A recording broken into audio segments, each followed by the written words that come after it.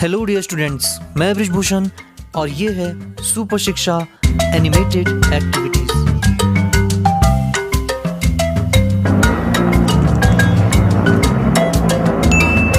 तो यहाँ हमारे पास जो एक्सपेरिमेंट है, chlorophyll is necessary for photosynthesis, और ये है क्लास 10th साइंस एक्टिविटी 6.1। इस एक्टिविटी में हम प्रूव करेंगे कि जो ये फोटोसिंथेसिस की प्रोसेस होती है, इसमें बहुत ज़्यादा आवश्यक है क्लोरोफिल, जो पाया जाता है पौधे के हरे भागों में, मोस्टली पत्तियों में, और इसे हम प्रूव करने वाले हैं इस एक्टिविटी से। इस प्रयोग में हम क्या करते हैं, हम एक पौधा लेते हैं, एक ऐसा पौधा जिसकी पूरी पत्ती हरी नहीं होती, बल्कि उसका कुछ भाग हल्का पीला या सफ़ेद कलर का होता है। अर्थात पत्ती के कुछ भाग में क्लोरोफिल होगा और कुछ भाग में नहीं। उदाहरण के लिए हमने यहाँ पर लिया है मनी प्लांट। अब हम क्या करते हैं, इस पौधे को 48 घंटों के लिए एक अंधेरे कमरे में रखते हैं। पूरी तरीके से डार्क रूम होना चाहिए, लाइट ऑफ। तो इसको हमने रखा 48 घंटों के लिए एक पूरी तरह अंधेरे कमरे में। ऐसा हमने क्यों किया? ताकि जो इस पौधे में पहले से संचित भोजन होगा, अब प्रकाश संश्लेषण की क्रिया तो होगी नहीं, भोजन नया बनेगा नहीं, तो पौधा क्या करेगा, संचित भोजन का उपयोग करेगा। और संचित भोजन क्या होता है? स्टार्च। तो इन 48 घंटों के दौरान पौधा उस संचित भोजन का पूरा उपयोग कर लेता है। इस प्रक्रिया को कहते हैं डी स्टार्चिंग, यानी स्टार्च का कम होना या उसका यूज होना। तो पौधे की पत्ती ने पूरा स्टार्च यूज कर लिया जो उसने जमा किया था। इसके बाद हम क्या करते हैं, इस प्लांट को फिर से सनलाइट में रखते हैं। अब क्या होगा, पत्ती के जिस भाग में क्लोरोफिल होता है वहाँ पर प्रकाश संश्लेषण होना फिर से शुरू होता है, फिर से भोजन बनने लगता है। लेकिन जिस भाग में क्लोरोफिल नहीं है, जो भाग सफ़ेद या हल्का पीला है, वहाँ पर प्रकाश संश्लेषण की प्रक्रिया नहीं शुरू होती है। अब क्या होता है, पौधे में फिर से भोजन बनना शुरू हुआ। अब इससे पहले कि ये भोजन पत्ती के दूसरे भाग जहाँ पे क्लोरोफिल ना है वहाँ तक भी पहुँचे, हम इस पत्ती को तोड़ लेते हैं। अब केवल भोजन वहीं पर बना है जहाँ पर क्लोरोफिल था। ये नोट करने के लिए, ये याद रखने के लिए हम इस पत्ती को एक पेपर पर ड्रॉ कर लेते हैं। तो हम इस प्रकार से इस पत्ती को रखकर इसको ड्रॉ कर लेते हैं, इसका शेप को, और जहाँ जहाँ पर क्लोरोफिल है वहाँ पर हम इस पत्ती को ड्रॉ कर लेते हैं पेपर पे, ठीक उसी प्रकार से, ताकि हमें याद रहे कि पत्ती के कौन से भाग में क्लोरोफिल था और कौन से भाग में क्लोरोफिल नहीं था। इसके बाद हम क्या करते हैं, इस लीफ को हम रखते हैं बॉइलिंग वाटर में, ताकि उसकी सारी जैविक क्रियाएं पूरी तरीके से रुक जाएं और स्टार्च केवल क्लोरोफिल वाले भाग तक ही सीमित रहे।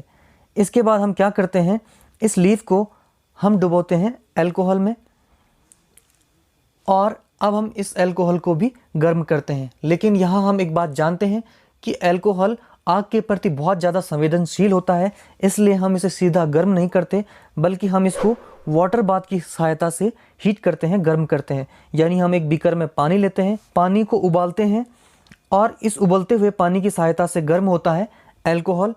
अल्कोहल के गर्म होते ही पत्ती का जो कलर है, यानी कि पत्ती में जो हरा रंग क्लोरोफिल के कारण है, वो रिमूव होना शुरू हो जाता है। और आप देखेंगे यहाँ पर कि अल्कोहल का कलर हल्का ग्रीन हो गया है और पत्ती का कलर फेड हो गया है। तो यानी कि उबलते हुए अल्कोहल में पत्ती का क्लोरोफिल रिमूव हो जाता है। तो हमने यहाँ पर क्लोरोफिल को भी हटा दिया।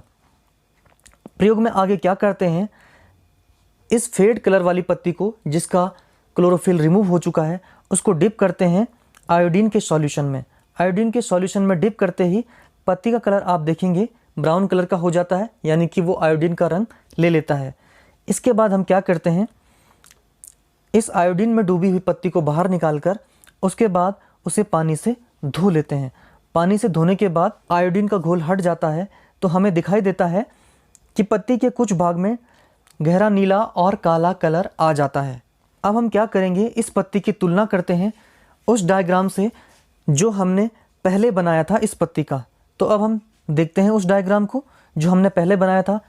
तो तुलना करने पर हम देखेंगे कि पत्ती के उसी भाग में काला और नीला कलर पैदा हुआ है जिस भाग को हमने ड्रॉ किया था क्लोरोफिल के लिए। हम देखेंगे कि पत्ती के उसी भाग में गहरा काला और नीला कलर पैदा हुआ है जिस भाग में पत्ती के क्लोरोफिल मौजूद था, जैसा कि हमने डायग्राम में बनाया था।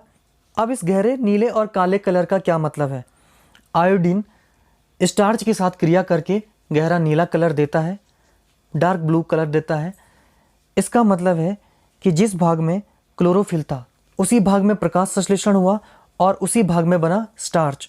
और ये हम कैसे ज्ञात कर रहे हैं कि स्टार्च इसी भाग में है? क्योंकि इसी भाग का कलर गहरा नीला हो गया है और हम जानते हैं कि आयोडीन स्टार्च के साथ क्रिया करके नीला कलर देता है। तो इस प्रकार से प्रूफ हो गया कि जिस भाग में क्लोरोफिल था उसी भाग में बना स्टार्च और उसी भाग ने आयोडीन के साथ क्रिया करके गहरा नीला कलर हमें दिया। इस प्रकार इस प्रयोग द्वारा हमने सिद्ध कर दिया कि प्रकाश संश्लेषण में क्लोरोफिल आवश्यक होता है। जिस भाग में क्लोरोफिल होता है उसी भाग में प्रकाश संश्लेषण की प्रक्रिया होती है। तो अब तक के लेक्चर में इतना ही। आने वाले वीडियो में हम नए टॉपिक्स को बहुत डिटेल में कवर करेंगे। तब तक के लिए आप पढ़ते रहें और लेते रहें सुपर शिक्षा। Thank you.